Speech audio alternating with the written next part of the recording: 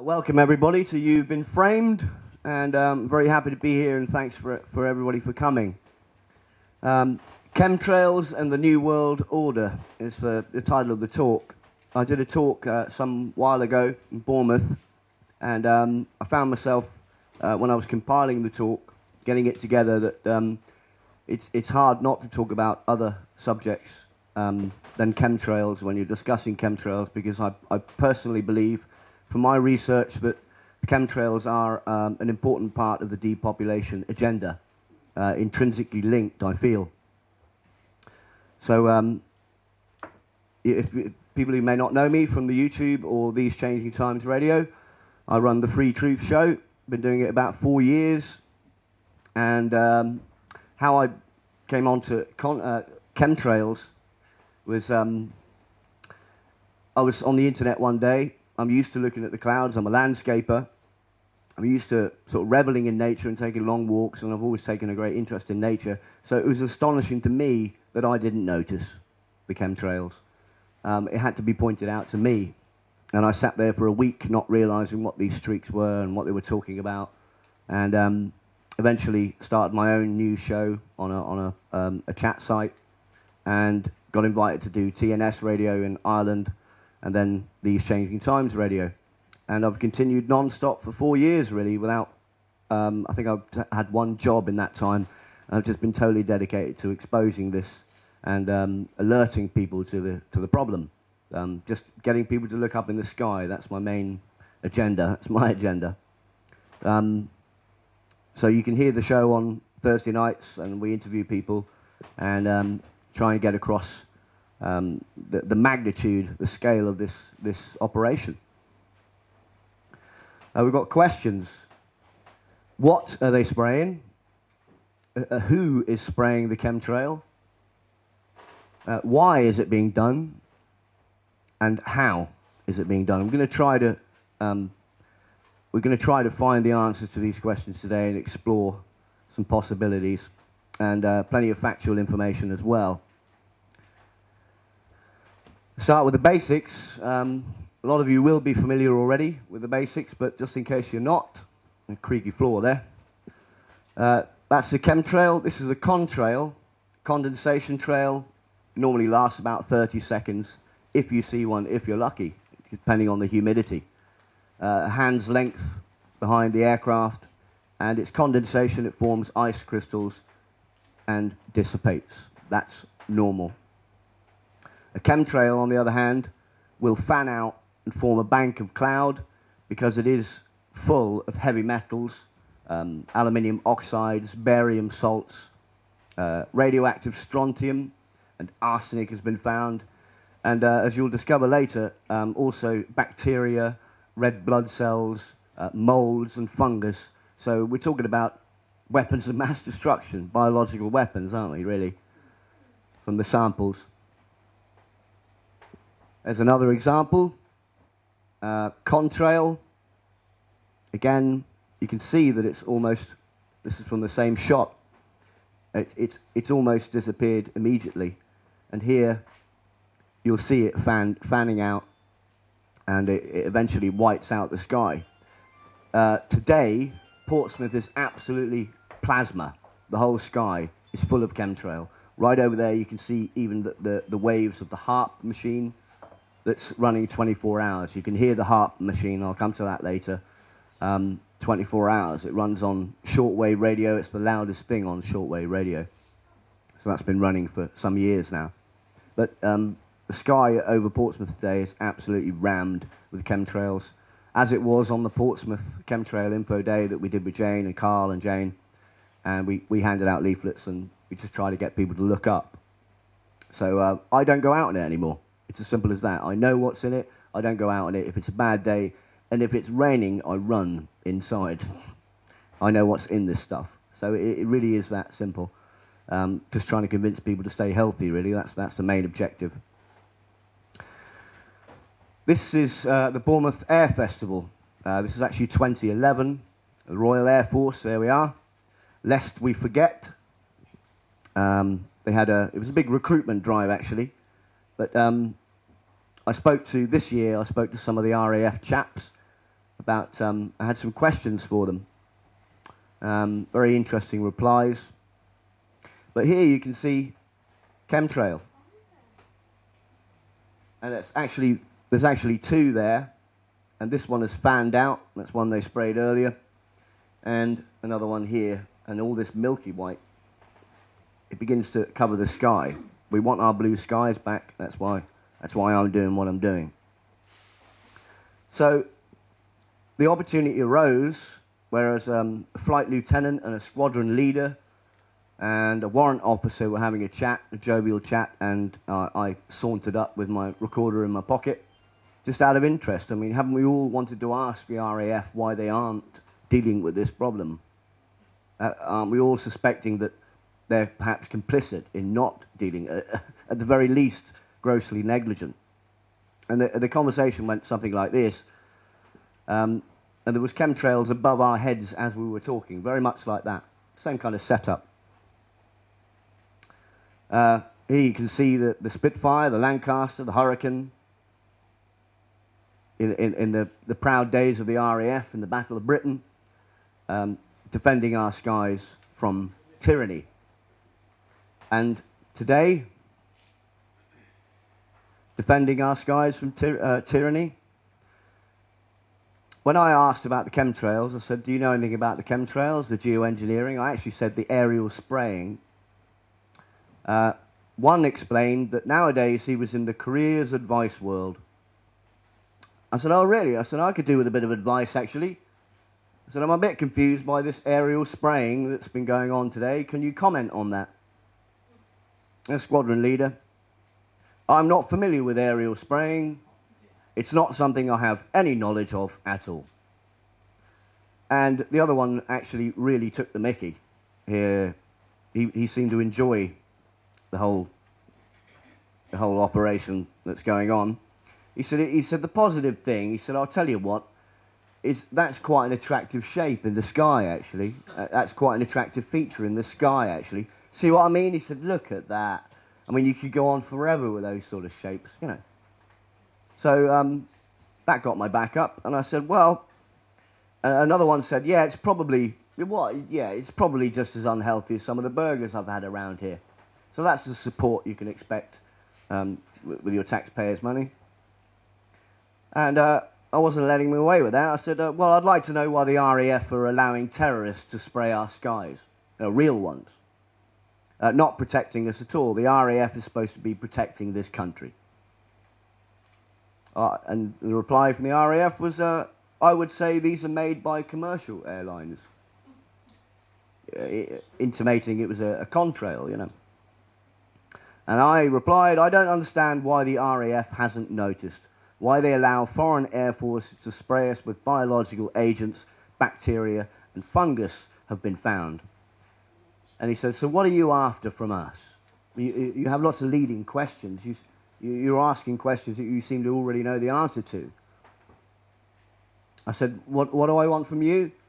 I said, at some point we would like somebody in the RAF to arrest the top men. Actually, because they're not helping. These people need to go to jail, I said. They're not protecting us. We need your help. Understand how serious this is. And they fobbed me off, made a bit more of a laugh about it, and that was the end of the conversation, really. So that's the... I mean, it's to be expected. I didn't expect a positive response, like, oh, yeah, this is terrible. I'll get on to my top man right away. They did refer me to the Ministry of Defence, the Public Relations Department, which is a cute name for propaganda, as we all know. So I didn't even bother contacting them. What's the point? Same as if when you contact your MP, they have a standard response. I'll come to that later. I'll give you an example. So, cut a long story short, we're on our own. The government are not going to admit to it and stop it. The RAF are not going to protect you. All we can hope for is to get the message out to as many people as possible so they can at least make an informed choice about staying healthy, and perhaps a momentum will build that will stop it somehow. At least people can stay healthy in the meantime. What kind What kind of aircraft are spraying? Well, I've chosen a kit here because it's more detailed.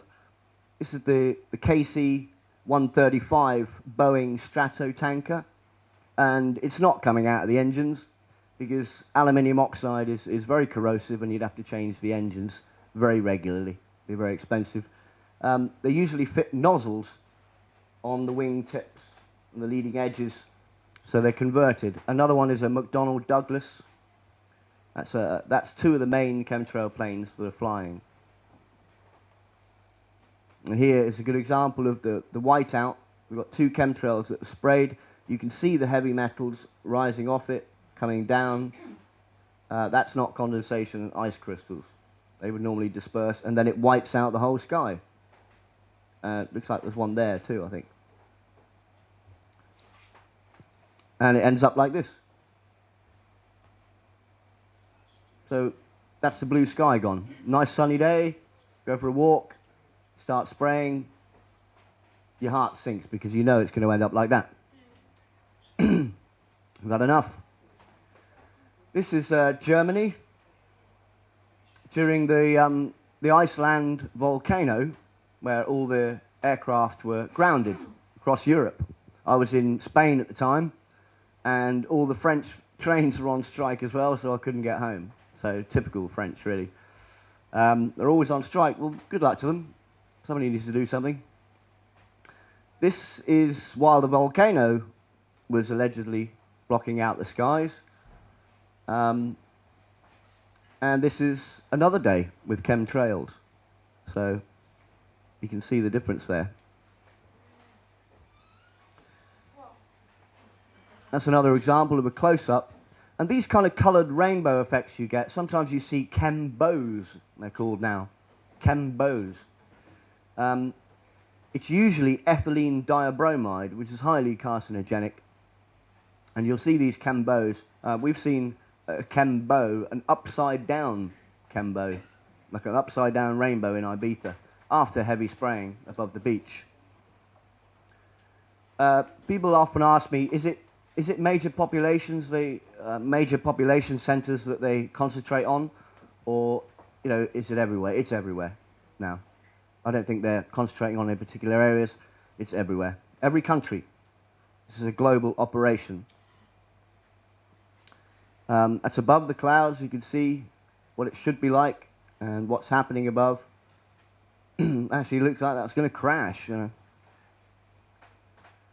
here, once the spray is up and running, you see this ribbed effect, and that's typical of HAARP. That's the kind of HAARP signature, where the HAARP arrays in Alaska, and there's one in Carmarthenshire in Wales, actually. I'll show you that later. This characteristic ribbing is caused by the electromagnetic pulses that are pumped into the ionosphere and reflected back down. But the UN urges caution over geoengineering tests. I'm going to skip back because the last few pictures I've shown you is what you can expect from Wikipedia when you search term contrails.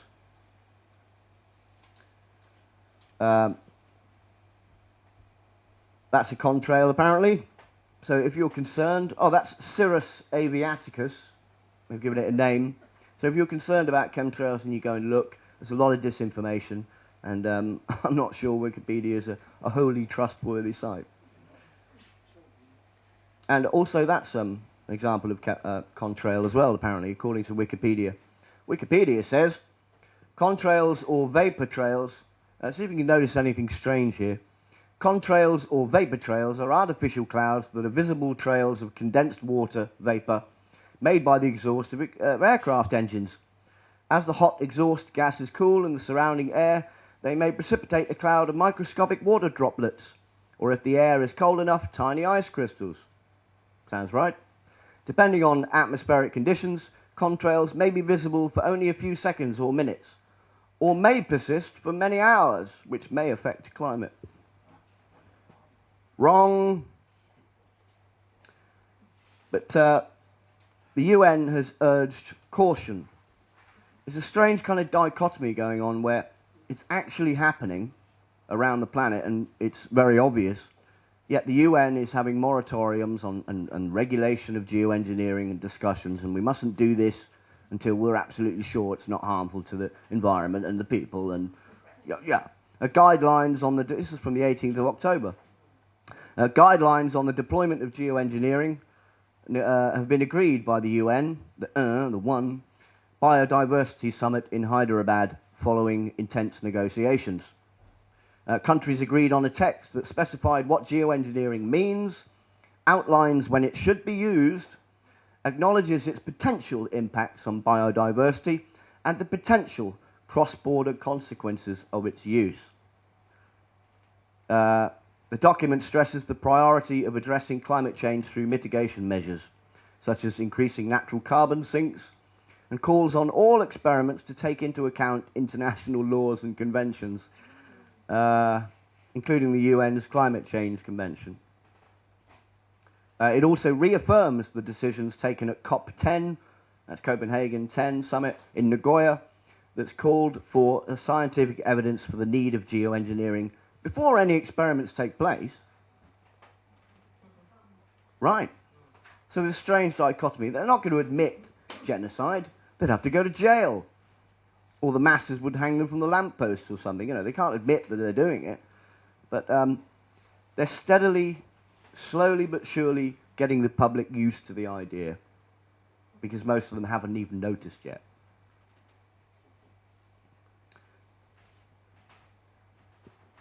There's another example. And there are hundreds of thousands of people posting pictures on the internet from all around the world now. This is Eaton County, Michigan, 1999. It's been going on about 20 years. USA, California, 2010.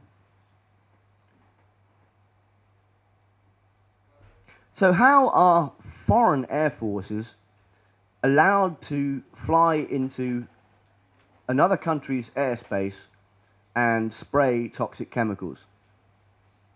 Usually they're unmarked as well, without any registration numbers, which is against the law, against civil aviation and military law. How is it done? Well, there's a thing called the Open Skies Treaty, the OSCE. The Open Skies Consultative Committee is supported by the Forum for Security Cooperation Support Unit in the OSCE Secretariat. Sounds very Soviet, doesn't it? The central focus of the committee is to discuss all questions relating into compliance with the treaty's provisions. And it's ratified by 20 countries. And the treaty, which is designed to promote openness and transparency in military activities, established a regime of observation flights over the territory of its signatories. Signatories are allowed to conduct observation flights using unarmed, fixed-winged aircraft to gather information about military forces and activities of other states, parties from Vancouver to Vladivostok. The treaty also envisages the possible extension of the Open Skies regime to additional areas such as crisis management and protection of the environment.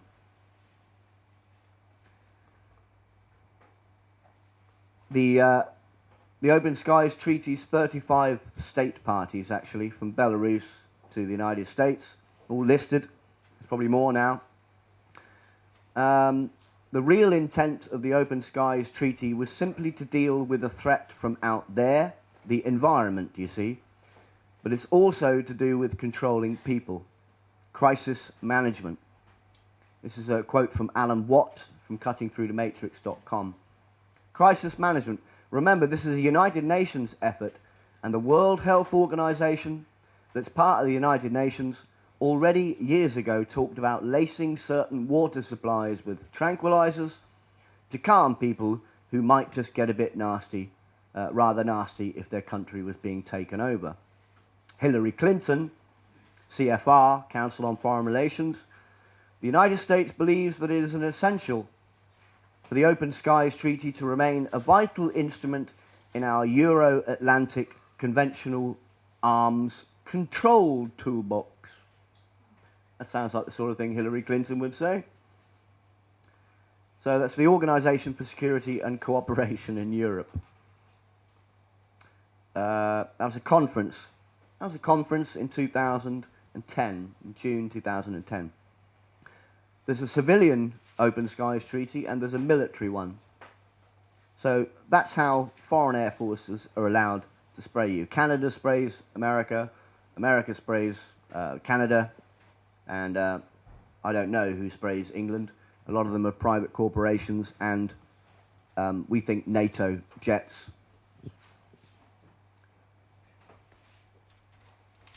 And there's another example, but it's still under discussion, you see. That's England, I believe. It's still under discussion. The sky is often like that. How many people, how many people haven't heard of chemtrails before they come here today, or don't know much about it? Yeah, well, that's encouraging. That is encouraging that most people are familiar with it. There are various patents. This is the Hughes aircraft patent. There are hundreds of patents for geoengineering, stroke aerial spraying, stroke death dumps. This one in particular is the Hughes Aircraft Company, 1990. Stratospheric Wellsback seeding for reduction of global warming. This invention relates to a method for the reduction of global warming resulting from the greenhouse effect, and in particular to a method which involves the seeding of the Earth's stratosphere with Wellsback-like materials. Most current approaches to reduce global warming are to restrict the release of various greenhouse gases such as CO2, CFC, and methane. There's certainly a lot of hot air over this subject. These imply the need to establish new regulations and the need to monitor various gases and to enforce the regulations. One technique proposed to seed the metallic particles was to add the tiny particles to the fuel of jetliners so that the particles would be emitted from the jet engine exhaust while the airliner was at its cruising altitude. While this method would increase the reflection of visible light incident from space, the metallic particles would trap the long wavelength blackbody radiation released from the Earth. This could result in net increase in global warming. Well, I've noticed on some days when it's particularly heavy, it heats up underneath all the chemtrail. It becomes unusually hot. Such materials can include the class of materials known as Wellsback materials. The oxides of metal, aluminium oxide, are also suitable for the purpose. And they talk about the seeding of the stratosphere occurs within this layer, the particles suspended in the stratosphere. It is presently believed that particle sizes in the 10 to 100 micron range would be suitable for the seeding purposes. So even wearing a mask is not going to protect you. Larger particles would tend to settle to the Earth more quickly.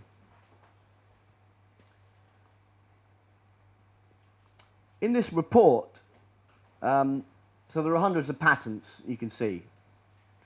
In this report from the National Academy of Sciences, the policy implications of greenhouse warming, mitigation, adaptation, and the science base, it states that the project was funded by the government, the US Environmental Protection Agency, and got other funding from a consortium of private foundations. The foundations and the charities and the international bankers run the world, folks, as I'm sure you know.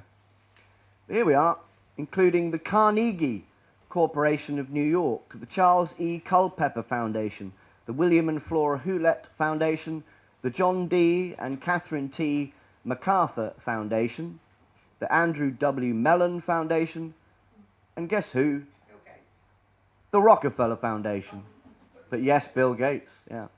And the Alfred P. Sloan Foundation. This project had a massive amount of people involved, and the United Nations man, Maurice Strong, was there at the conception phase, as stated. On page 59 of the Hughes patented way, to use aircraft to maintain a cloud of dust in the low stratosphere to reflect sunlight. Geoengineering options, page 59, appear technically feasible in terms of cooling effects and costs on the basis of currently available preliminary information. On page 460, they expressed their delight at such low costs. The geoengineer David Keefe said, "It's a bit like riding on the backs of our grandchildren, but it's very cheap, about $50 a ton." Perhaps one of the surprises of this analysis is the relatively low costs at which some geoengineering options might be implemented. And then it talks about the cost and how long and tonnage. But so they claim that they may do it in the future. The level of deception is multi-leveler.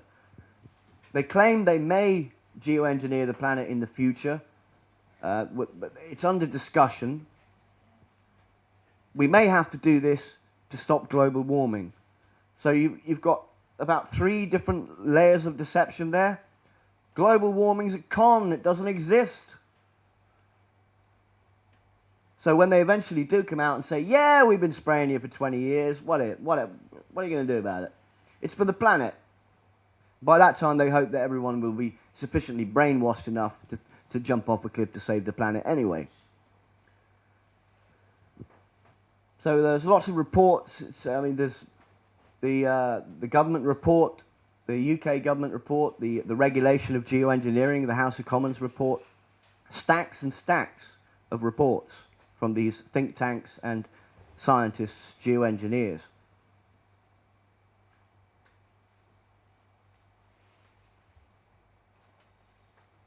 Denis Kucinich has the Space Preservation Act, and it's a bill to preserve the cooperation, peaceful uses of space for the benefit of all humankind by permanently prohibiting the basing of weapons in space by the United States, and to require the President to take action to adopt and implement a world treaty banning space-based weapons. The Space Preservation Act of 2001, well, it's still an act, not law. The term space means all space extending up, etc. And then in this actual report, it does say chemtrails. They listed as chemtrails, which was then later removed from the report. My notes have gone a bit wobbly here for some reason. Excuse me.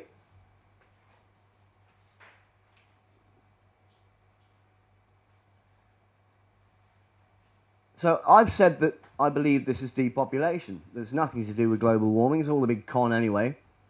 And in the first global revolution, a report by the Council of the Club of Rome, a premier think tank set up by the Rockefellers,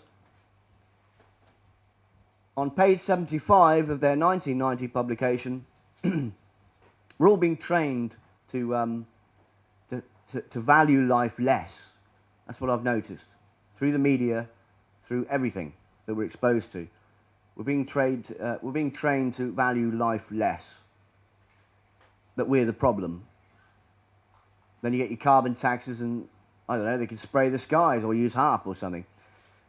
Club of Rome says, 1990, it would seem that humans need a common motivation, namely a common adversary, to organize and act together in the vacuum. Such a motivation must be found to bring the divided nations together to face an outside enemy, either a real one or else one invented for the purpose. Sounds a bit like Al Qaeda, doesn't it? But the Club of Rome goes on to say, in searching for a new enemy to unite us, we came up with the idea that pollution, the threat of global warming, water shortages, famine, and the like would fit the bill. That'd fit the bill. All these dangers are caused by human intervention, not the corporations. And it is only through changed attitudes and behavior that they can be overcome. The real enemy, then, is humanity itself. Now do you feel special? So all these old men are sitting around in their think tanks deciding your future and coming up with anything they can, really, just to do what they want to do to the planet and the people. The Space Preservation Act talked about Dennis Kucinich's act in America.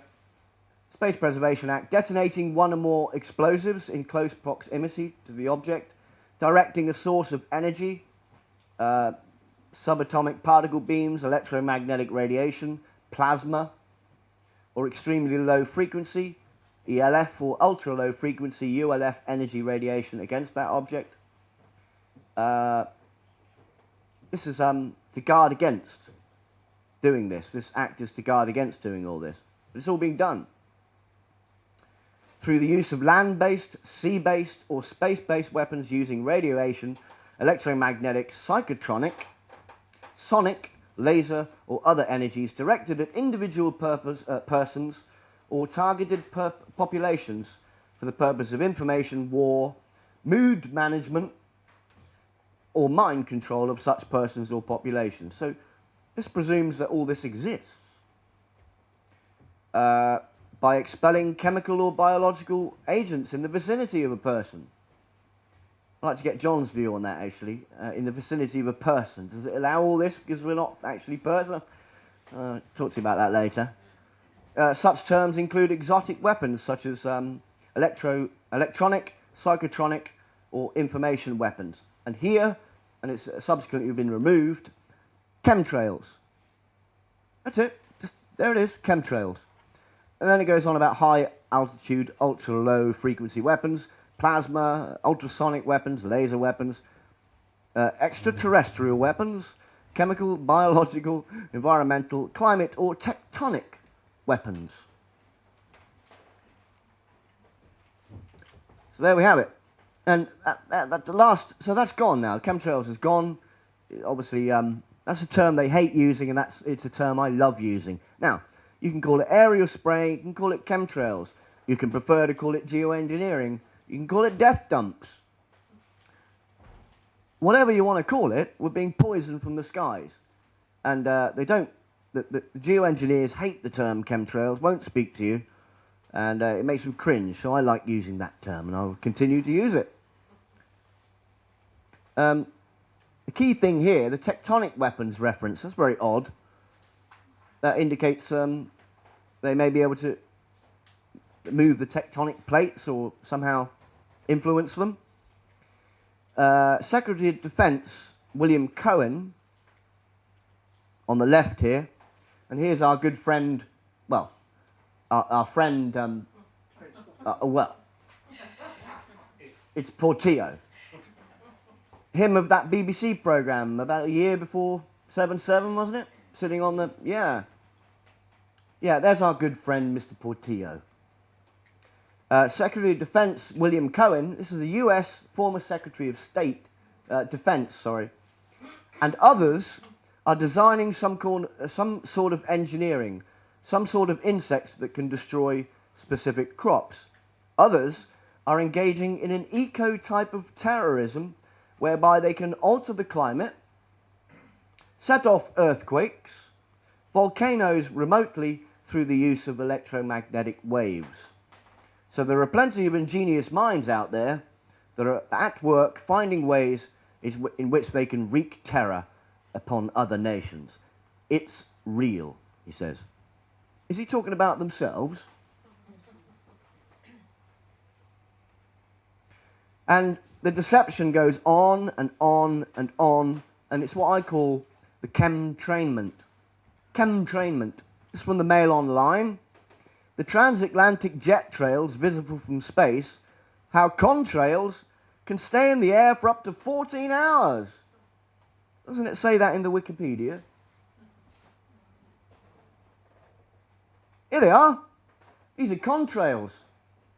This is a satellite view. And this was in the Daily Mail, a big picture in the Daily Mail. That's a big spray day, I can tell you.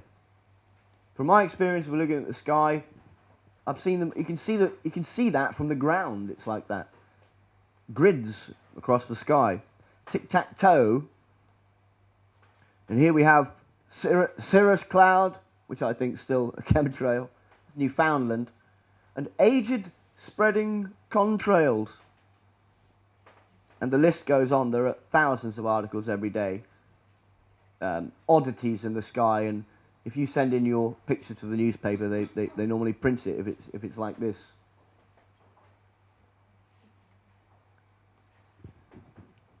So I'm not used to holding a microphone, so I'll normally be able to fly through my papers. This, I think it was a Guardian. NATO pilots to use Peterborough airspace for training. This aircraft is used as an airborne warning and control aircraft. Tuesday, 12:10, a plane usually based in Belgium that is used by NATO for international surveillance of airspace, the open skies, caught people's attention as it circled around Peterborough for hours on Monday. It was spraying. The sight of the plane yesterday morning caused a stir. They get people phoning in all the time. Just ignore it. Oh, it's nothing. It's practice. With concerned residents contacting the Ministry of Defence, I call it the Ministry of Death, who explained it was a NATO Boeing E-3 Sentry. The surveillance plane had been sent by the multinational peacekeeping organisation on a standard trip around the United Kingdom. Blah, blah, blah. And in the Worcestershire News, same thing happened.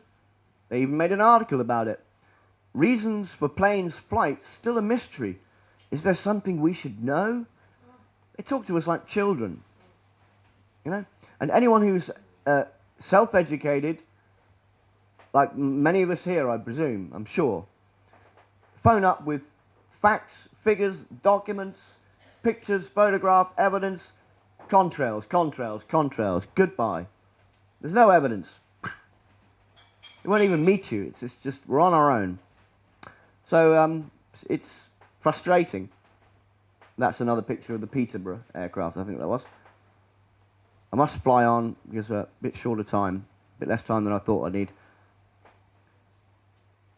Here we are. This is more chemtrainment, getting used to the idea of geoengineering. The next generation, 20 years from now, it's all going to be normal. In fact, if you talk to somebody who's 17 or 18, 20 now, it's all perfectly normal. People who are 25, it's normal. Yeah, what are you talking about? Chemtrails, here's a leaflet, sir. Would you like to, can I leave that with you? Oh, it was. It's normal. You know? This is our last generation able to make a difference and break through the lies and deception. Otherwise, it's over. Geoengineering. From The Guardian, the radical ideas to combat global warming. There's two lies in one headline. It's brilliant, isn't it? Artificial clouds and creating colossal blooms of oceanic algae are among the ideas scientists say must now be considered. It's all consideration, you see, from The Guardian, 2008. Artificial clouds to reflect away sunlight, creating colossal blooms of oceanic algae, etc. The idea of geoengineering on a planetary scale in a bid to control climate has been around for more than 50 years, but to date has remained on the fringes. You know.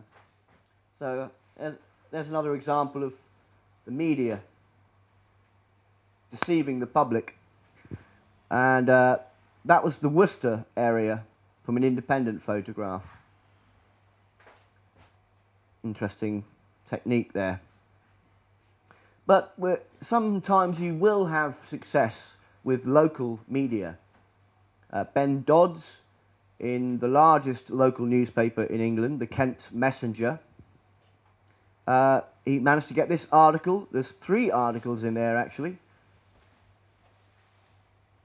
Climate Change Department denies conducting any experiments. And do our clouds have a sinister lining? Campaigner fears secret experiments are taking place above our heads. Oh, really? So, thank you to Ben Dodds. I think it was the Kent Freedom Movement. I've had success. I went on a Christian local radio station in Bournemouth. 20,000 people heard. And they invited me back to do an interview, a pre-recorded interview, which I was a bit nervous of, because you never know when you're going to get a hit piece or whatever. But they were very respectful, and they ran it about 4 times each month for about 3 months. So it is worth contacting your local media. It's not worth contacting the major press and the BBC. Good luck with that. Probably get a hotline to Savile or something. But no, they're not going to help you. Here's the House of Commons report. They get up and discuss it. It's all very normal. It's all very sort of communist setup, really. The House of Commons Science and Technology Committee, the regulation of geoengineering. This is an article from Steve Watson, Infowars.com. A recently published lengthy UK report suggests appointing a global body such as the UN to exclusively regulate worldwide geoengineering of the planet in order to stave off man-made global warming. The House of Commons report entitled The Regulation of Geoengineering was compiled by the Government's Science and Technology Committee in collaboration with the US House of Representatives Science and Technology Committee. It demonstrates how seriously both governments are looking at the idea of manipulating the planet's climate. What would you call that? Brian, can I ask you a question? What would you call that doublespeak? They're spraying the skies and still saying that they're just thinking about it. What would you call? Is that doublethink? I think it's lying. Lying, right. They're lying to us. My God. I thought that the BBC and these various press institutes were independent. Well, they never were. We may need geoengineering as a plan B in the event of the failure of plan A, the reduction of greenhouse gases. No, we need more CO2. It's not our enemy. We are faced with highly disruptive climate change, the report states. If we start work now, it will provide the opportunity to explore fully the technological, environmental, political and regulatory issues. It continues.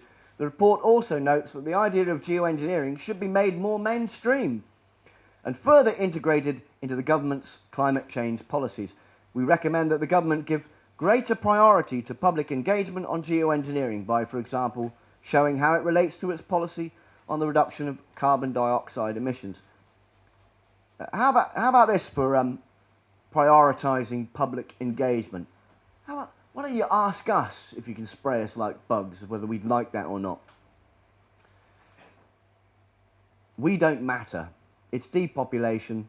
I hope to convince you of that. It describes this geoengineering report. This is the House of Commons, right from the horse's mouth. They're talking about it. Donkeys, yeah. It describes several proposed methods of geoengineering, including spraying sulfate aerosols into the stratosphere to mimic the cooling effect produced by volcanic eruptions, as well as placing mirrors in space to reflect the sun's rays away from the Earth, a technique known as solar radiation management. Yeah, we're gods. We can manage the planet. We can change it. We don't have to tell the public. They can just die like bugs. And that's their attitude. The report notes that such methods could substantially influence the climate within months, but may generate serious unintended consequences. And it goes on. And the Royal Society is involved in this House of Commons report. A very free Masonic society, very old. The Royal Society has even more vehement than national governments in its advocacy of the man-made cause of global warming, calling for such drastic CO2 cuts to be made in the short term, not even by the usual target date of 2050. They have a target date of 2050. That's to reduce the world's population by 80% by 2050, according to the United Nations, on record. That's their target 2050 date. So we're fighting for our lives, really. And all we have at the moment is this, and this. for now. Who's president of the Royal Society? This is Mr. Paul Nurse, which I think is a great name for somebody. He's a nurse. Sir Paul, Knight of the Realm, Nursey, is the head of the... I mean, these people are still frontmen. There's 2 or 3 levels above professor in the sciences.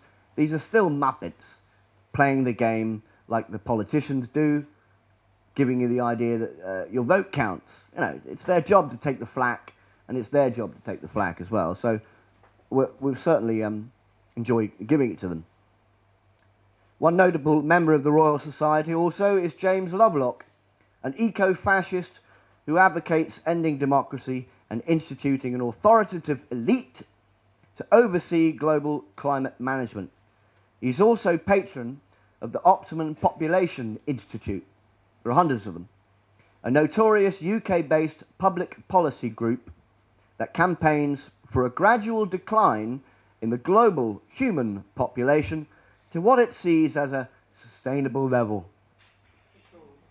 Lovelock is also an ardent advocate of geoengineering the planet in the name of controlling the climate. He proposed laying vast swathes of pipe under the world's ocean in order to pump water from the bottom of the sea to the top.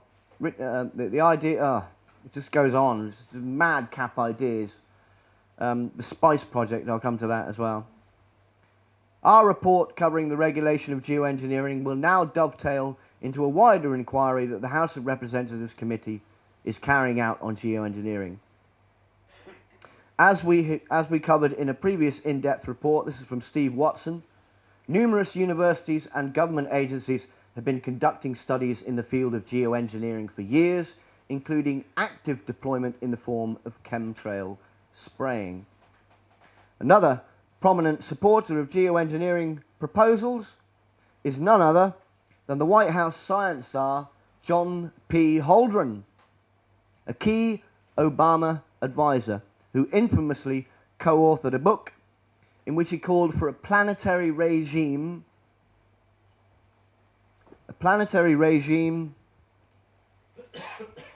to... This guy is Obama's key science advisor. Looks a bit like Jerry Adams, doesn't it? He's key advisor to Obama. And he wants to enforce, 1977, enforce draconian population control measures such as forced abortion, infanticide, and mandatory sterilization. There's your man. In April last year, Holdren revealed that high-level talks had already taken place to explore the possibility of geoengineering the environment, blah, blah, blah, by shooting pollution particles into the upper atmosphere to reflect the sun's rays. It's got to be looked at, Holdren was quoted as saying. We don't have the luxury of taking any approach off the table. The AP, Associated Press, Rothschild-owned, also reported that Holdren said he had raised the concept in administration discussions. Love to have been in the Oval Office when that was discussed. Hey, Obama, I got a great idea. But it's been going on for 20 years, so, you know. Such intense interest in exploring geoengineering and implementing an overarching global authority on the matters mirrors publications penned by the ultra-elite Council on Foreign Relations.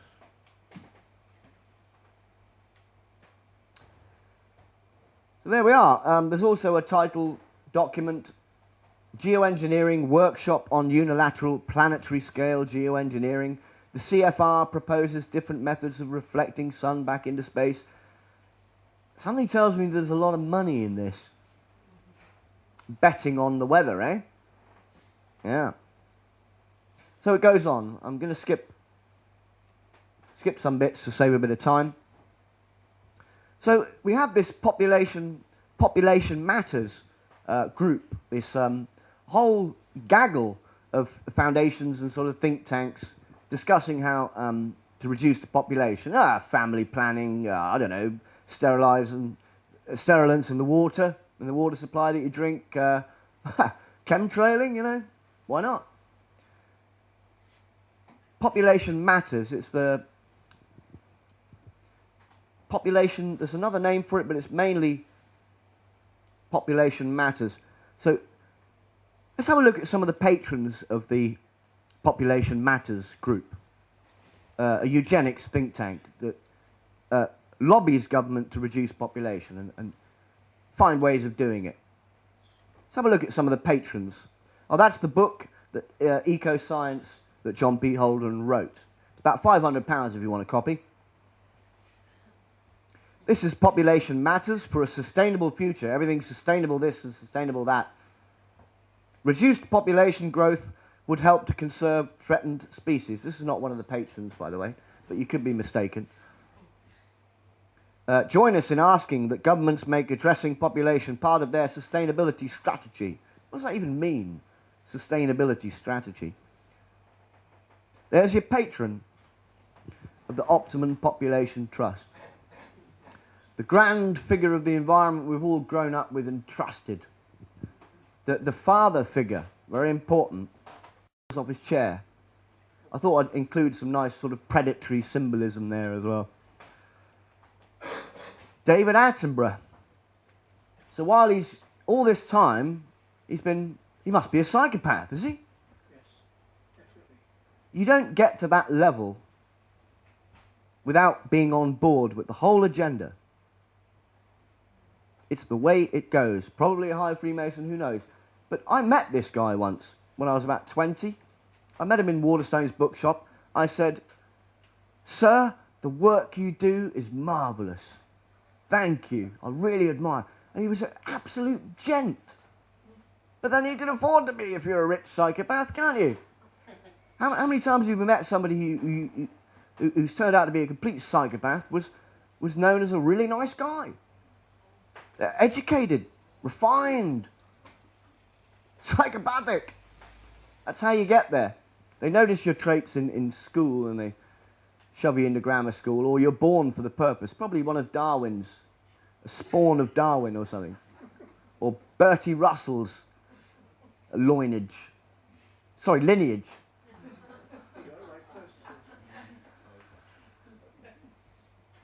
All environmentals, look at the polar bears. They can't swim now. Millions of years of evolution, apparently, and now they can't swim. And their population's decreasing. Yeah, right. All environmental problems become harder and ultimately impossible to solve with ever more people. Jane Goodall, another patron. Her of chimpanzee fame. And she's a UN messenger of peace. Interesting symbolism there, sun symbolism. It's a black sun too. That's another talk, isn't it? I wonder what Kofi Annan is saying there. Yeah. What are you going to do? You know what we're going to do with these monkeys, don't you? I don't know. Exactly. Not Chris Packham. Chris? I love Chris, not Chris Packham. He don't want to kill me. Chris Packham says, control the population to save wildlife.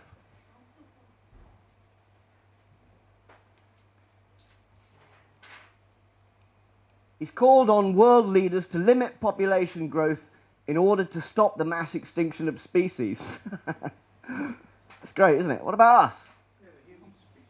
Chris Packham presents the new series of the BBC's seasonal nature watch programme, Autumn Watch. This is from the Telegraph. More than 190 countries will gather in Japan this week. This is from the 19th of October 2010 for the United Nations Convention on Biological Diversity to discuss the best way to stop the loss of wildlife around the world. You are now less important than a hedgehog, for example. Or an eagle, for that matter. The human population, he said, this is incredible. Man needs a slap. The human population is sowing the seeds of a mass extinction event, he said. The fact is, there is not enough space. The excessive demand, echoing the words of Sir David Attenborough, He called for governments around the world to start regulating the population. Once more they're slapped. Is somebody familiar with law here? Can you actually say these things? Well, I know we're in a free country and it's free speech, but this is verging on criminal. Incitement to genocide. I'd really like to know. I don't know my law very well, but I'd like to know. Because it's close. It's a brainwashing effect. If you're adding and contributing to the brainwashing of people and devaluing their lives and encouraging people to have suicides in school, in pool they have suicide lessons. A friend of mine, her dad committed suicide. She's sitting in class, she's expected to have suicide lessons. In America, they take you to the morgue and poke the bodies and stuff for a field trip. If you're contributing to this brainwashing and devaluing of life, and I personally think that's a crime. Literally. Mr. Packham, who has one adopted child, that's a bit too much, isn't it? Insisted he was not an advocate of eugenics or forcing people not to have children. He's not an advocate of eugenics. This has got to be doublethink. Mr. Packham, he said he had different policies could be developed. He even said the Catholic Church and other religious and social institutions could be involved. Regulating the population, he said, has to play a role, and it's just starting to get on the agenda. Well, it's been on the agenda for a long time. Mr. Packham, a zoology graduate, said it was about time the world started to appreciate the huge value of wildlife in not only providing cuddly animals for people to look at, but essential services. We need to protect the whole landscapes and environments, not just the pandas. He said people should expect to start paying more for their food and through taxes to protect the services provided by wildlife. We have to accept we need to pay more for our food, and if we want it to be harvested sustainably. It just goes on. He said the world is overcrowded without species, and it's putting extraordinary pressure on other species. Can you imagine the kids at school who just love the environment, that they're being radicalized, just loving this? Yeah. I'll pay more for my food. I'll eat less. I'll throw myself off a cliff to save the planet. So it's all about saving the environment, and global warming is a big part of that, and we might have to spray the skies in the future. It's under consideration, maybe, with chemtrails. But here, from David Rose, I didn't know what paper it was. I think it was the Mail. A global warming stopped 16 years ago, reveals the meteorological report quietly released. And here is the chart to prove it. Some climate scientists, such as Professor Phil Jones, director of the Climatic Research Unit at the University of East Anglia, last week dismissed the significance of the plateau, saying that 15 or 16 years is too short a period from which to draw conclusions. Well, Phil Jones, you may remember, ClimateGate. He was embroiled in the ClimateGate scandal, where all their emails were exposed, that it was a fraud, that they were hiding the decline in temperature, and the emails and the intimidation and the fraud that was going on was all exposed. So we know that global warming has been exposed numerous times, but it doesn't matter. It's a must-be. So no matter how many times you try and expose it and go to the authorities and argue with them till you're blue in the face, it's a must-be. Even though it's been exposed, they will carry on with the global warming carbon credit agenda. It's a must-be. And that's it. Carbon credits for each individual person, too.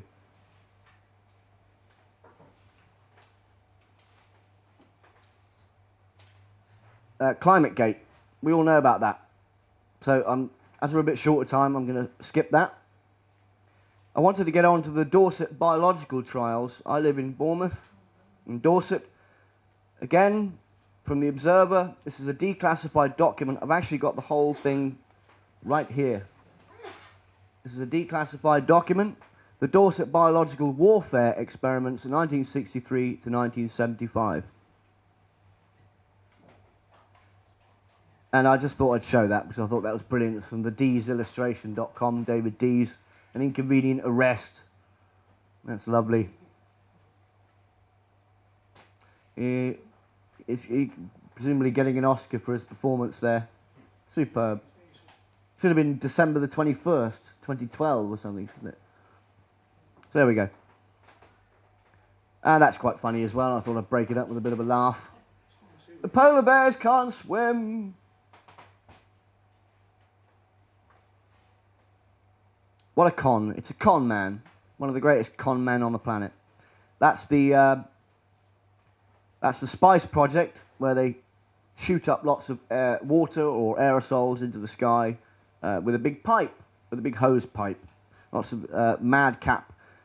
You know, the typical image of madcap scientists, mad scientists, they're really out there and they've got all the money and all the best suits, you know.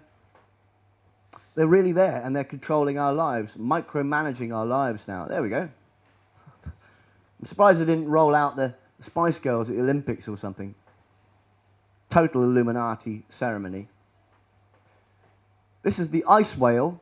It was moored, off Portland and sprayed Bacillus thuringiensis, E. coli, and anthrax mimicking agents and various other things, and then set up monitoring stations around Portland and the Dorset area to see the effect on the people's health.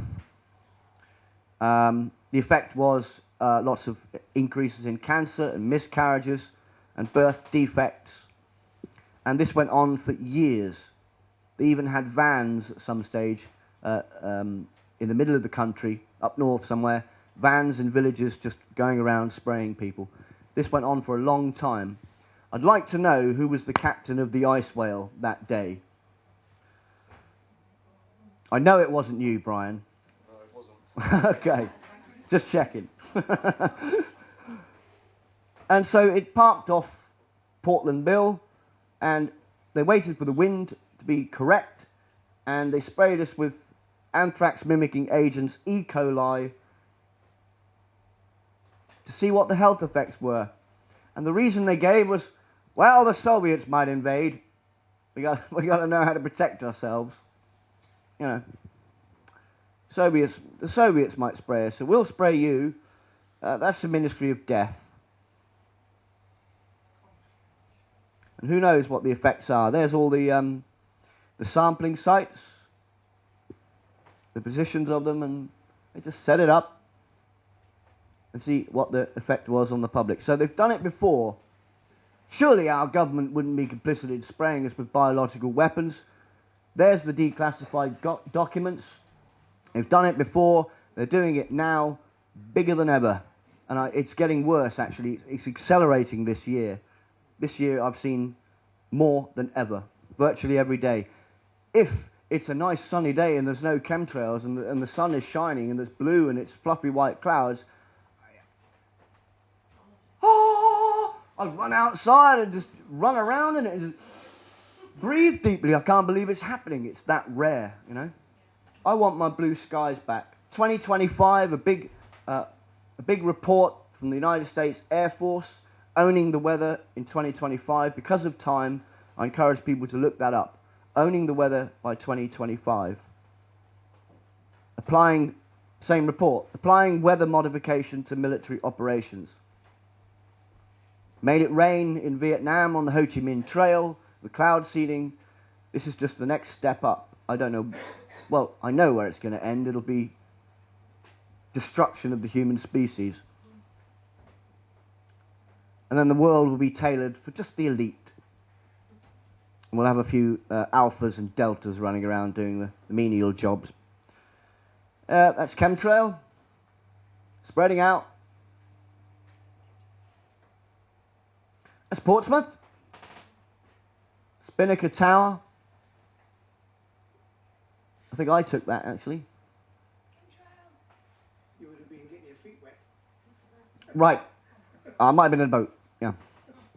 More chemtrail. So what do we find? What's found in these chemtrails? Morgellons is not a disease. It's the effect that the chemtrails have on you. There's fibers found in chemtrail fallout. These fibers are studied under the microscope. This is from carnicominstitute.org. Please go there. It's it's the best at the studies and the independent analysis. Clifford Carnicom, absolutely rocks. And is a treasure to humanity. These Morgellons, you get the little fibers that somehow manage to work their way through your skin. It becomes very itchy. A report from one Morgellon sufferer. In the fall of 1998, I was out in my garden working. The weather was warm and exceptionally humid and sticky. At one point, I absently-mindedly scratched my neck and noticed that my fingernails came back absolutely clotted with white fibers. Out of curiosity, I scratched several other areas of my skin with my nails and discovered that when scratched, any exposed area of skin left my nails full of these clotted fibers. Whatever skin was covered with clothing did not have the fibers. The air must have been thick with these fibers for so many of them to be layered on me like that. About a month later, I started having unusual skin symptoms and not feeling well. I'm very suspicious that these airborne fibers had something to do with my developing Morgellons. So it's being studied. I was stood outside my door the other day and I could see the chemtrail fallout. That's the first time I've actually seen the fallout coming down. It was that heavy. They must have got the mix wrong or something. So, the blisters are very common from Morgellon sufferers. These are the fibers that are found. This is the rainwater sample. Fibers found in the rainwater sample. This is from researcher Lisa Jones, has revealed contamination with pathogens that have strong similarities to the Morgellons pathogen. The thorns on the lattice appear to be designed to cause the organism to stick and catch on skin and clothing. It's looking very likely that these fibers are designed in a lab. Some of them even look like nanotechnology pieces.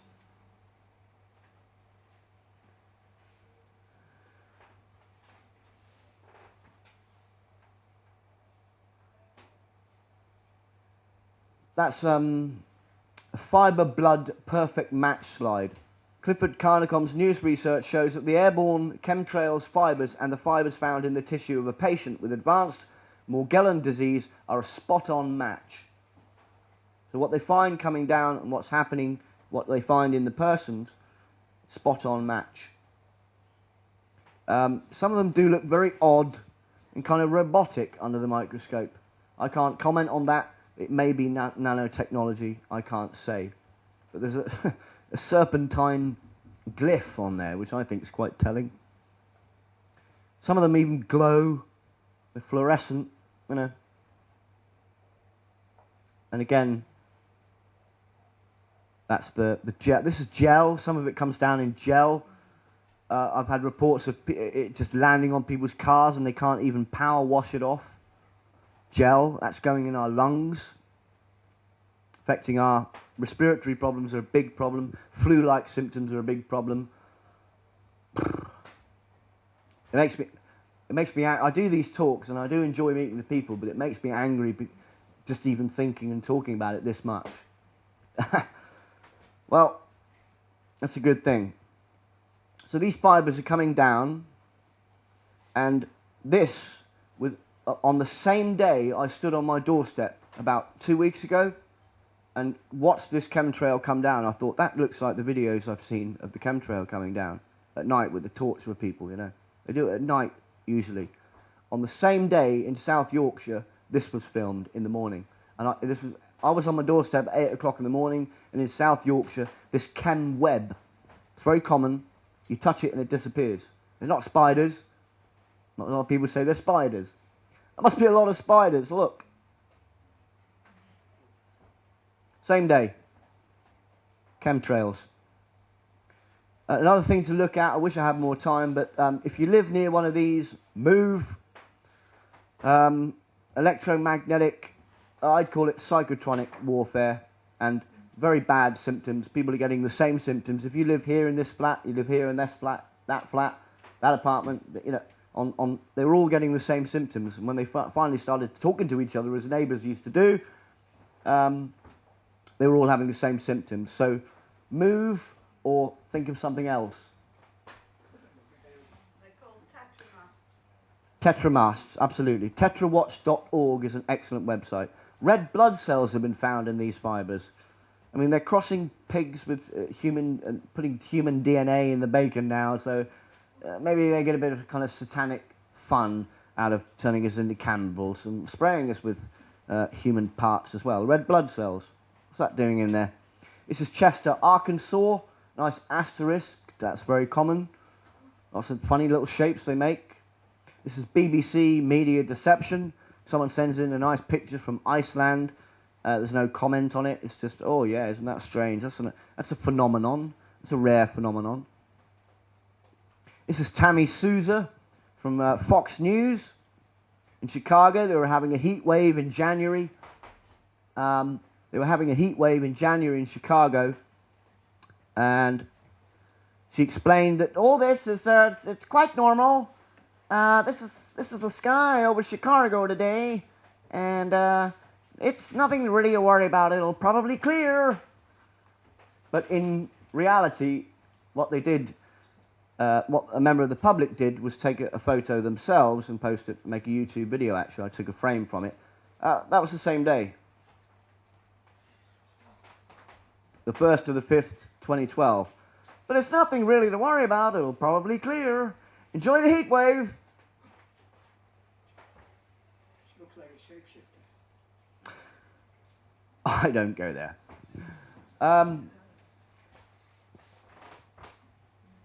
So Tammy Souza, why isn't she telling you the truth, or why is she telling you the half-truth? And I did say it in my last talk, but I'd like to say it again, because she's a banker-owned whore.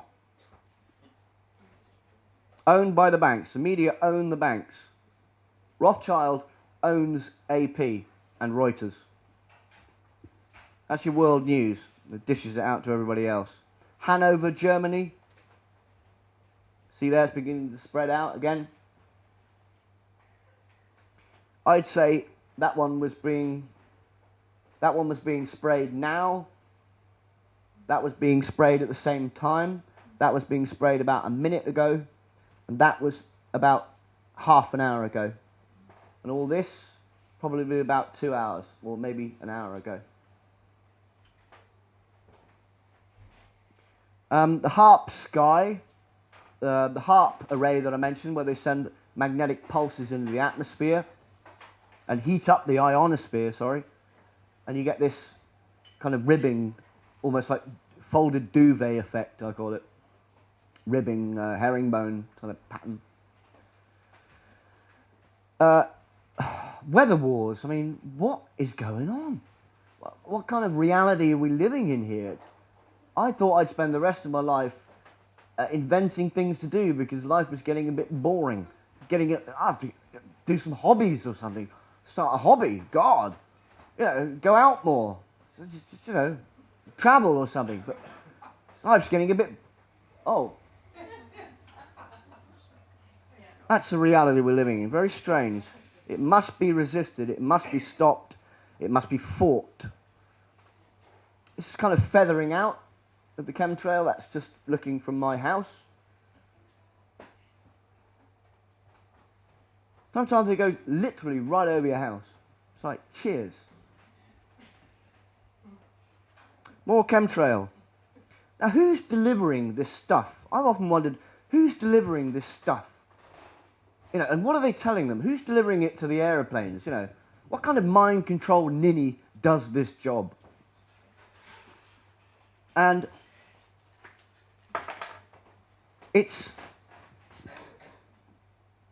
I can't say, maybe it's libel, I don't know, sue me, but Trimac and Rent-A-Kill have been, it's been indicated to me that they are heavily involved in it, and sometimes the truck drivers get $15,000 per trip just to bring the aerosols to the airports in America. Unusual truck activity across the US, Trimac Western tanker trucks that do not display dot placard codes giving their contents. So when it's going along the road, you don't know what's in it. Being waved through mandatory truck inspection stops, people who slow down to take a look-see are being shadowed 20 to 30 miles by civilian cars escorting the tanker trucks. Trimac is owned by Rent-A-Kill. You got to love that, haven't you? Rent-A-Kill of the United Kingdom. They haul pesticides and chemicals for BASF, DuPont, and Bayer. DuPont is a big Illuminati family. I recommend this book. I don't normally plug books, but if you want to know where it's all coming from and how it's got this way, Bloodlines of the Illuminati, Fritz Springmeier. I've interviewed him. He's an absolute gent. He did 8 years in prison. They set him up as a bank robber. Said he was conspiring to rob banks.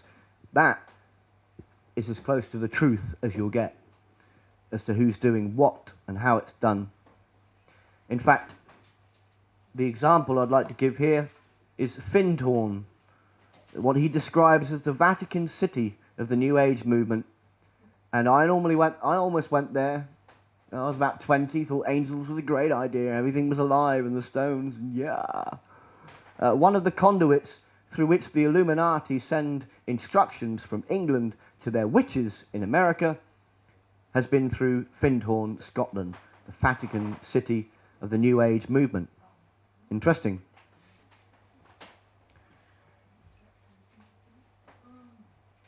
So that's the truck, the Trimac truck. That's delivering all the stuff. Well, what can we do? Picket the trucks, find out where they're coming from, picket them, stand in the way of the aeroplanes? I mean, what do we have to do? Do we have to protest? No, they'd shoot you dead. They'd call you a terrorist or something, or eco-terrorist. So we just have to inform as many people as possible, peacefully, and they can stay healthy. That's my objective. Non-violent. It's incredible to say that, isn't it?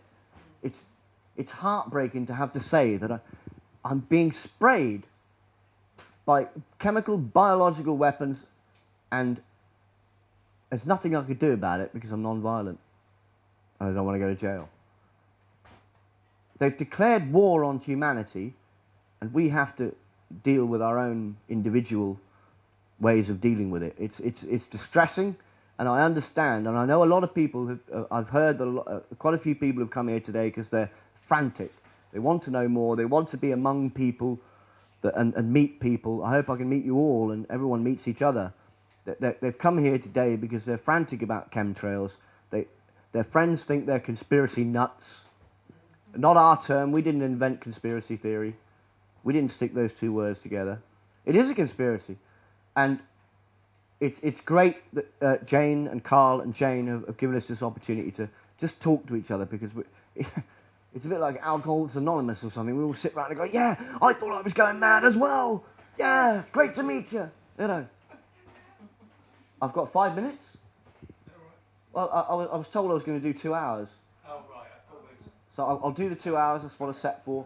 And I'll try and make it as quick as I can, and probably be 1.5 hours or something, because I've got rid of a lot of it. We have time for questions. I will take questions. If I get through, I'll take the questions, absolutely. But you can all ask me questions all day around.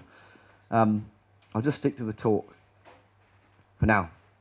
There we are, there's another one.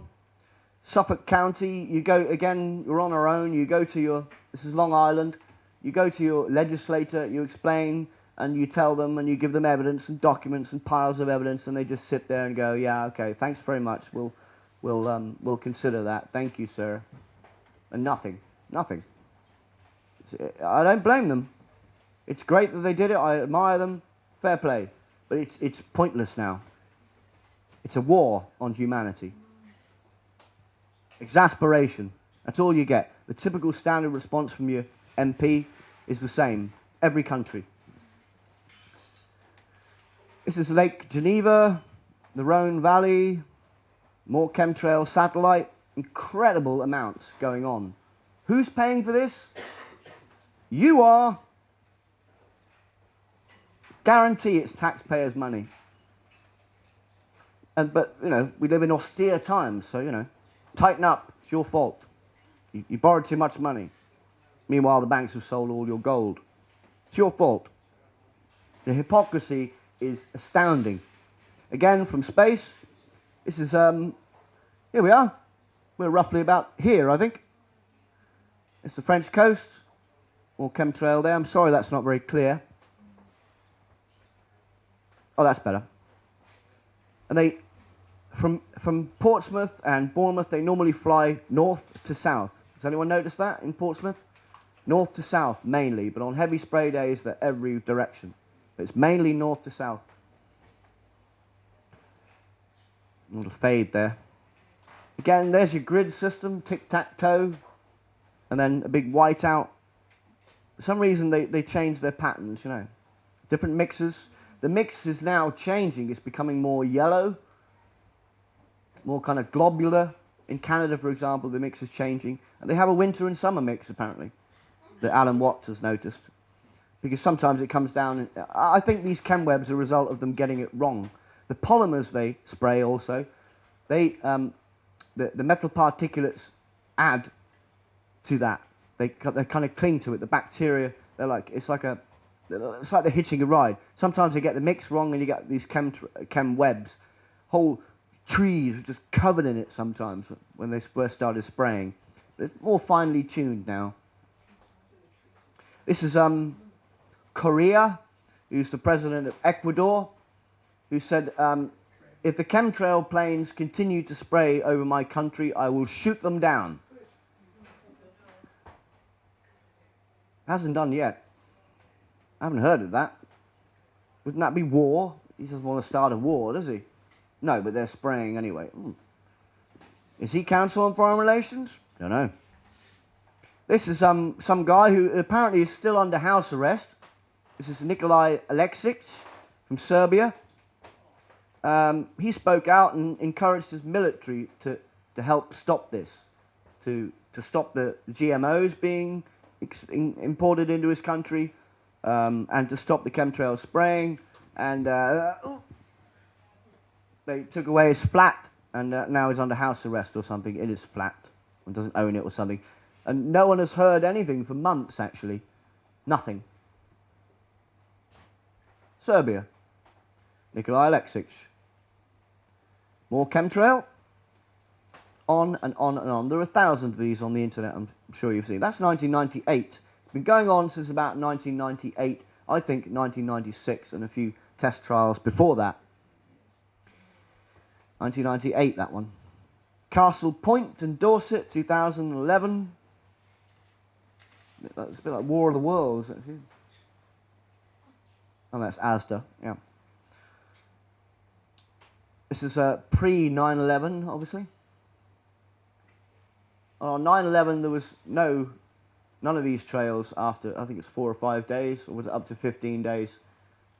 None.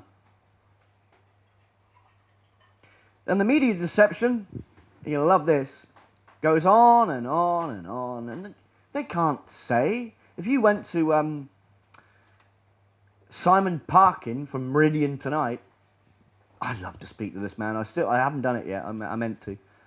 He, on his Meridian Tonight blog, he's got clouds that look like other things. There we are. Meridian Tonight, clouds that look like other things. It's been a while, but we've had some brilliant ones sent in recently, and we've even had our first celebrity too. As this morning's Philip Schofield, he was in the scene from War of the Worlds. He thought he was in the scene from the War of the Worlds when a flying saucer appeared in the sky. Notice they're not saying something suspicious about this. I don't think that's natural. Oh, they're not necessarily the ones Gloria Murray spotted over Stokes Bay, and birds are always leaving. Birds. That's a feather. Feather? Yeah, in Raynham, St. Leonard's-on-Sea. And a flying fish, or is that a whale? That's a whale, apparently, yeah. All quite normal, you know. It's a very strange sky today, isn't it? I must check the weather. Oh, that's normal, right. Oh. Apparently this is the Olympic torch. So UFOs and the Olympics. I was like, oh, are they, oh. Is it going to be a fake alien invasion? Are they trying to tell us something here? No. I don't think so. Here's HAARP in Alaska. The electromagnetic pulses I mentioned. In Gakona, Alaska.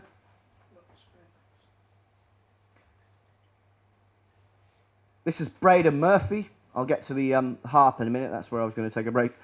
But I'm going to rush through. This is Breda Murphy. She must be knocking on 70 now.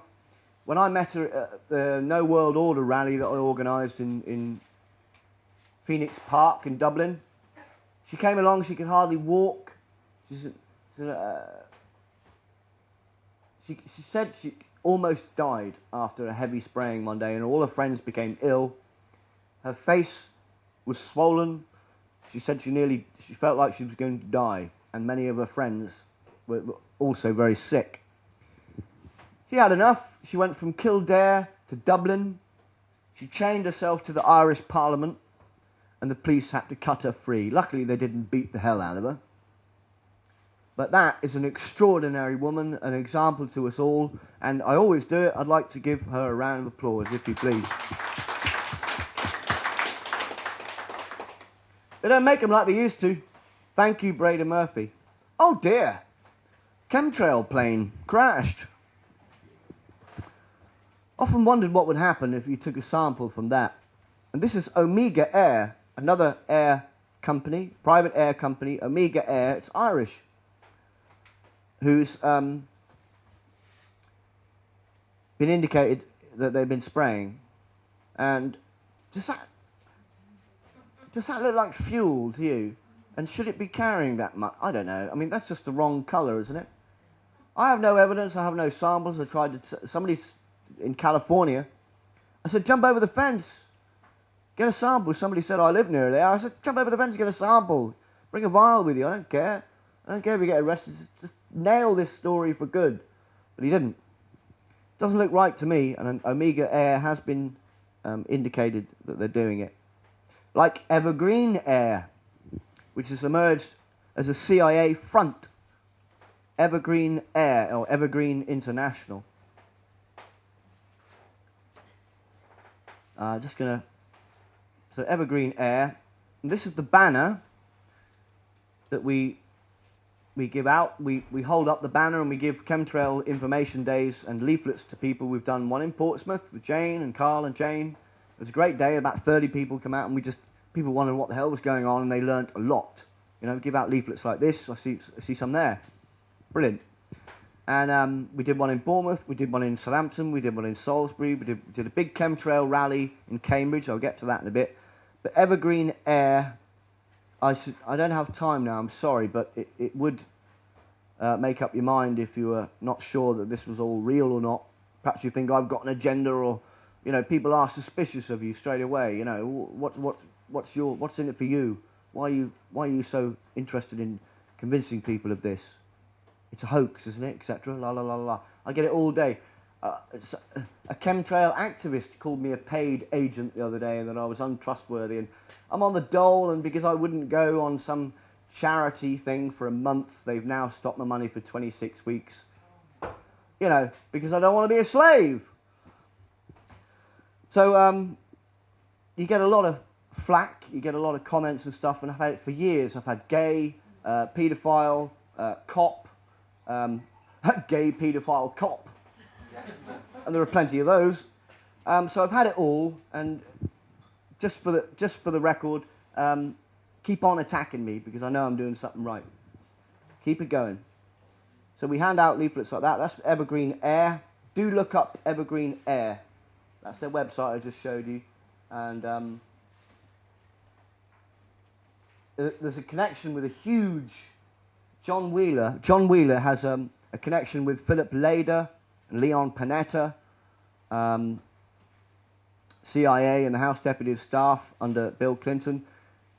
The largest aluminium company in the world, UC Russell, RUSA, and this Philip Lader, the CEO, was a senior advisor to Morgan Stanley International and a board member for the think tank, the Rand Corporation, etc. So he's also a trustee of the largest aluminium or aluminum company in the world. So, and very connected with the Evergreen Air. So do take a look at that. That's the chemtrail rally that we organised in Cambridge. We got about 30 people there. It was great. We got about 1,000 pieces of information, or maybe 2,000 pieces of information out to people. It was Ministry of Defence land.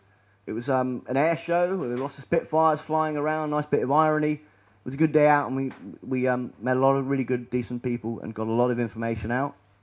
Here they are. We're not nutters. We're not conspiracy nuts. We're not mentally deranged or deficient. We care. We're decent people. These are decent people. There they are, blowing the trumpets, bringing their banners, and if only. If only. That's a fake photograph. That's the only fake photograph in here. Dees.com recommend it. If only. Because they got to breathe it too. Manchester, Friday the 13th, 2012. The next Friday the 13th, take a look at the sky. They always absolutely batter nearly every country the same day. Is it some kind of satanic ritual? You know, a death ritual or something?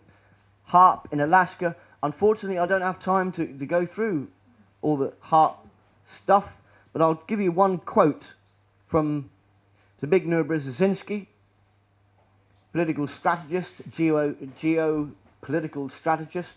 One of the big players like Kissinger.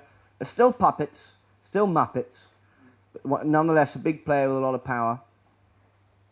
Political strategists are tempted to exploit research on the brain and human behavior.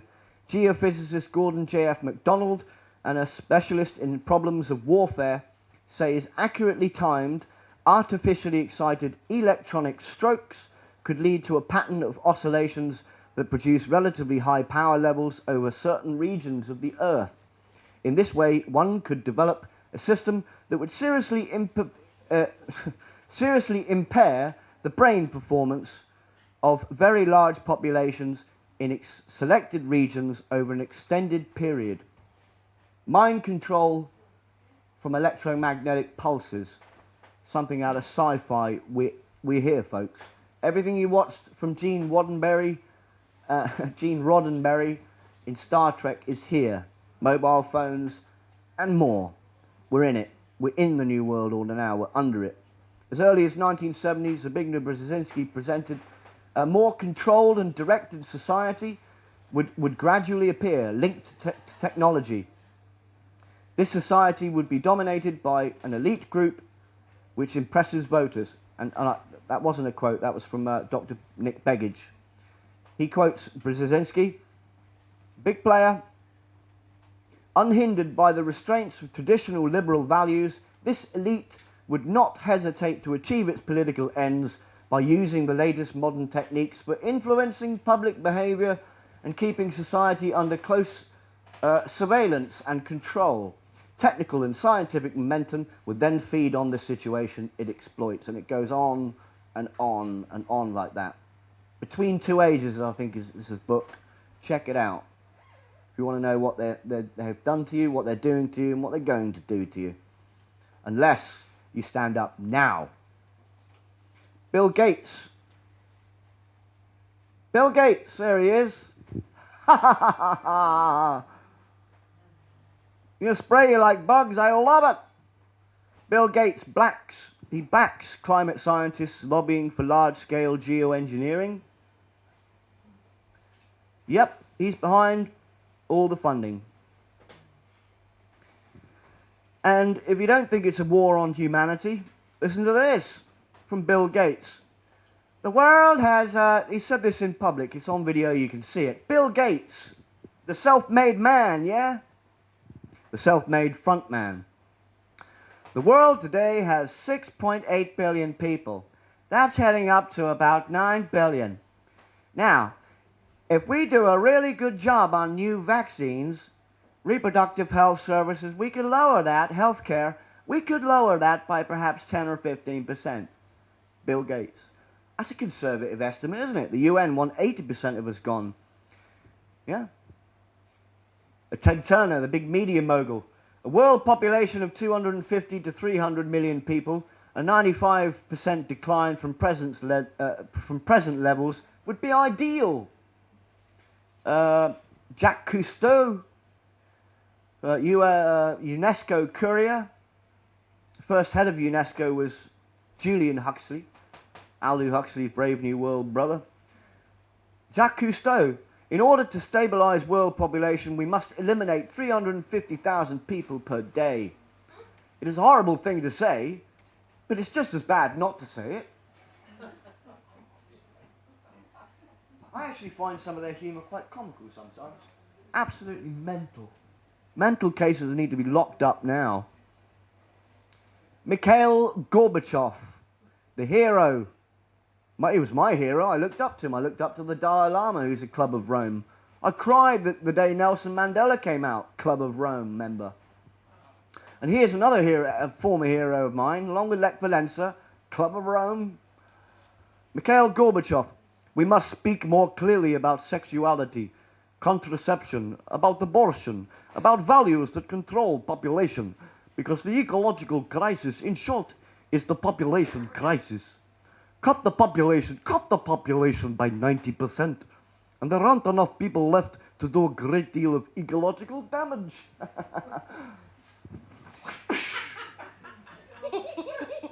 Don't forget that film, he's got that mark on his head and the guy goes, and it comes off and he goes, I knew it. You know, these guys are nuts, you know. They don't like being laughed at, by the way. They don't. Psychopaths don't like being exposed, and they don't like being laughed at. So please do both. Prince Philip. He came out of hospital recently, alive. If I were reincarnated, I would wish to return to Earth as a killer virus to lower population levels. You know, the Indians in the factories as well. Oh. Just complete racist, eugenicist pig. David Brower, the first executive director of the Sierra Club. Childbearing should be a punishable crime against society unless the parents hold a government license. All potential parents should be required to use contraceptive chemicals. Dave Foreman, co-founder of Earth First. My three main goals would be to reduce population to about 100 million worldwide, destroy the industrial infrastructure, and see wilderness with its full complement of species returning throughout the world. Club of Rome, mankind at the turning point. The earth has cancer and the cancer is man. And Rockefeller, David Rockefeller, we're on the verge of a global transformation. All we need is the right major crisis. Well, they got that with 9/11. And then Barack Obama as well. And it's just, they've all called for a new order, a new world order, or a new Weltordnung, you know. Yeah. They're all on board. They're all on board. Why do you think they're all saying the same thing and they think the same? It's because that's how they got there. That's what they like around them. They can trust them not to be honest. You know, that's the way it works. Bertrand Russell, another elite member, employed by MI5, MI6, a leading player in shaping our future, today's present. Scientific societies are as yet in their infancy. It is to be expected that advances in physiology and psychology will give governments much more control over individual mentality than they now have, even in totalitarian countries. Fitcher laid it down that education should aim at destroying free will, so that after pupils have left school, they shall be incapable throughout the rest of their lives of thinking or acting otherwise than their schoolmasters would have wished. Diet, injections, that's the vaccines, folks, and in diet, injections, and injunctions will combine from an early age to produce the sort of character and the sort of beliefs that the authorities considered desirable, and any serious criticism of the powers that be will become psychologically impossible. Never! That's all. You know, if it's depopulation, we might as well just make it sexy. If we're going to jump off the planet for global warming and save the planet, jump off the cliff to save the planet and be brainwashed and indoctrinated, what's coming next? Are we going to pick up the paper and it'll be, get your Depops? You know, it will be like little M&M packets and little sweets with Depops. I mean, what are they going to do, sex it up? Well, we've seen it on the telly for years. Lots of violence and death on the telly, erotic violence. It's here, we're in it. David Keith is one of the geoengineers. I'd like to introduce you to him. I think he's Mengelé's loinage. Sorry I have to rush through. I have got some quotes from them. Alan Robock from Rutgers University. Ken Caldeira,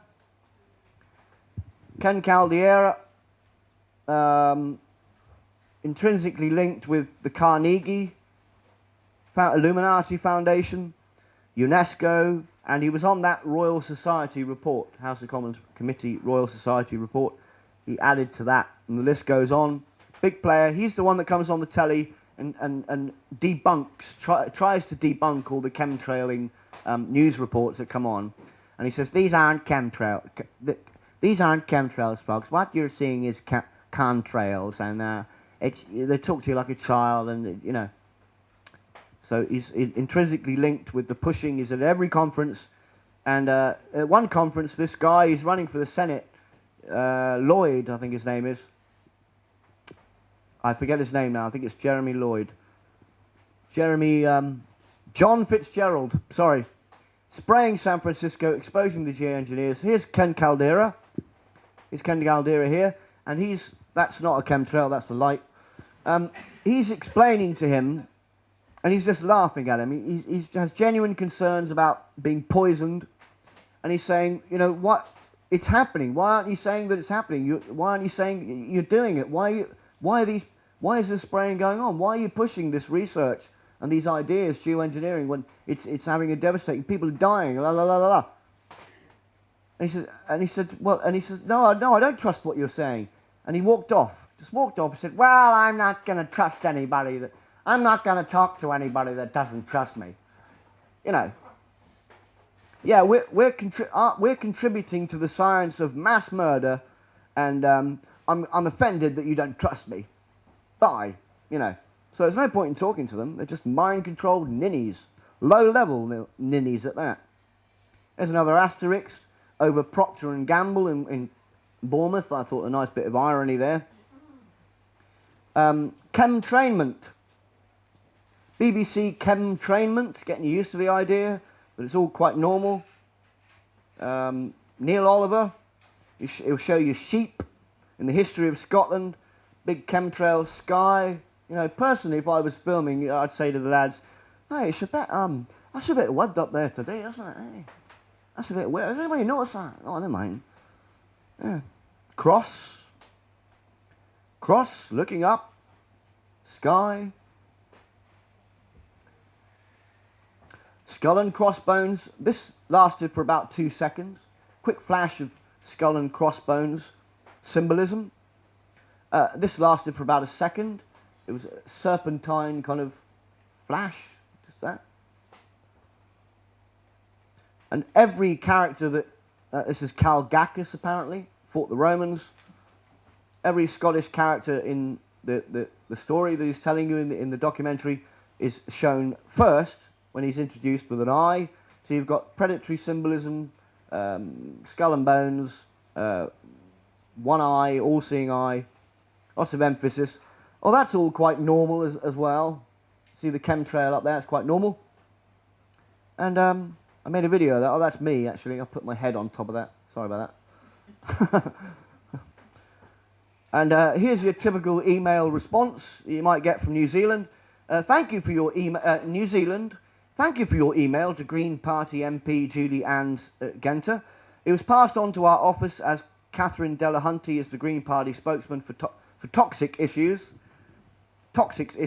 While we appreciate your concern, the Green Party does not currently believe that the scientific evidence in favour of the existence of chemtrails holds up to scrutiny.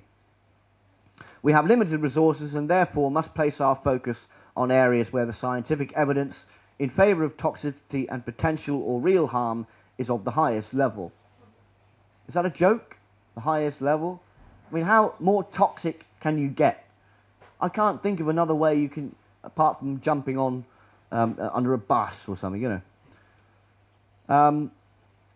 Some politicians have spoken out. Pernilla Hagberg in Sweden, and she's continuing her cause, and I interviewed her and hoped it would go further, and it has, and